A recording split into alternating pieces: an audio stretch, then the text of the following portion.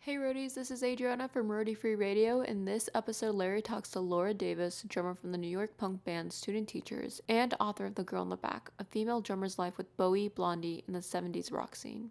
After getting diagnosed with MS, Laura speaks in this clip about leaving rock and roll and how Bowie influenced her decision. If you want to hear more about Laura and the 70s rock scene, make sure to check out the full episode number 129 from April 1st, 2019. Thank you for listening, and thank you for subbing. Here are Larry and Laura. The other thing I also found interesting that I wanted to ask you about was, so you get fired from your band. Yeah. There's not one shred, and you know, perhaps there wasn't a shred of, well, where's my next band? I got to find the next band. It was just kind of like, I got to follow the Jimmy leash. Right. Well, yeah. I mean, and plus, A and B, I think that goes back to that tension that existed between what do I want to do?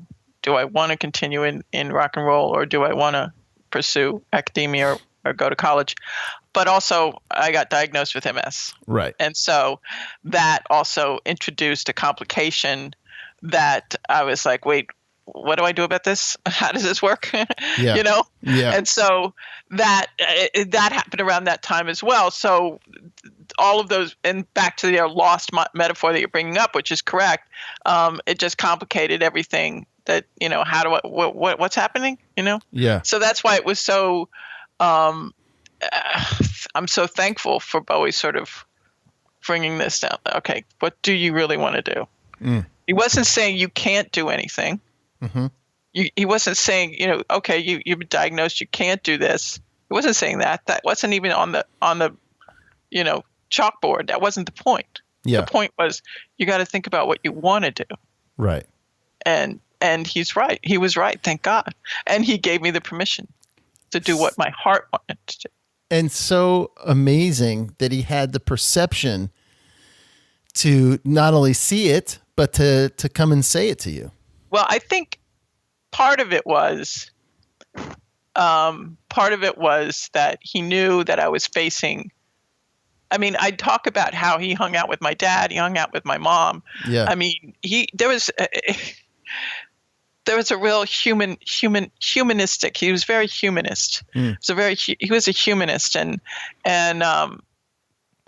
very real. Like he could sit down with my mom and just gab, like I was saying, like two chickens in the laundry room. He could do that and then go and have, you know, I don't know, some German beer with my father and talk about, you know, Andy Warhol and, you know, Third Event and all of these other artists. He was like that. I remember I saw a friend of mine recently, and she was very involved in that scene at that time as well. But she said to me, she was so obsessed with Bowie, she adored him.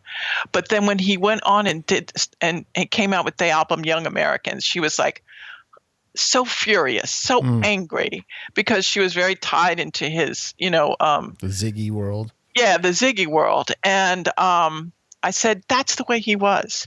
He wasn't just one being. He didn't have just one thought or one idea. He was everywhere, and he went everywhere in his life as well as his art. And so, you know, you can't discount him for that. Sure. But anyway, that I'm going off a little bit. But wait, what was the question? Take me back to where we were. Where were we? Now I have to remember, man. Well, I think that he had the perception. He had the perception to see that in you. Perception. He knew. I mean, obviously, I was facing a crossroads. Here, I was diagnosed with this condition, and I'd been kicked out of the band, and you know, and wait, what am I doing? And I really didn't want to be with Jimmy anymore. And how could I deal with that? So, I mean, yeah, I think what he did was he perceived, but mostly that he perceived that because I had been diagnosed, I think that he wanted me to know that doesn't stop your life. That doesn't end, that you can't do what you want to do. Yeah. You know, it doesn't, you know, it means that you have to think more,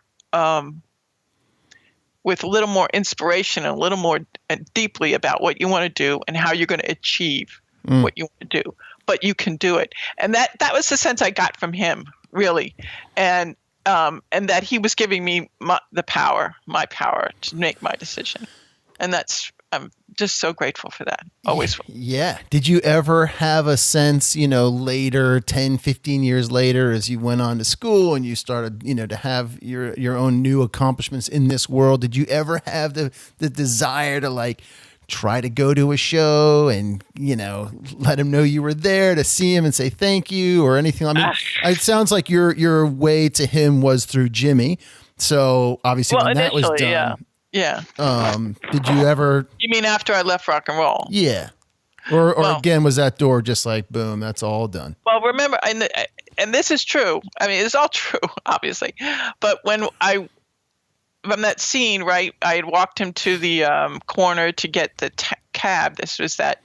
And he, because he had missed his Elephant Man show because he had. Did he actually miss it? Yeah. Oh wow! He missed it. He missed the matinee. And I walked him to the corner of 6th Avenue and I think what was it?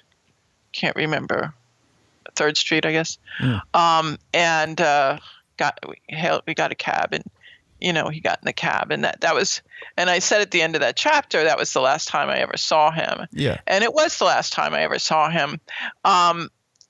Did I have I think, like I said, when I leave a phase in life, I shut the door.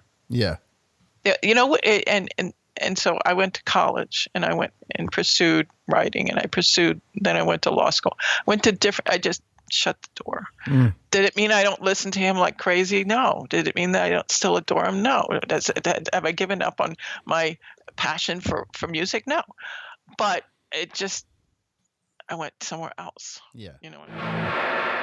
Hey, what's happening, roadies? It's Larry here. Just wanted to thank you so much for listening to this short clip. I really hope you got something out of it.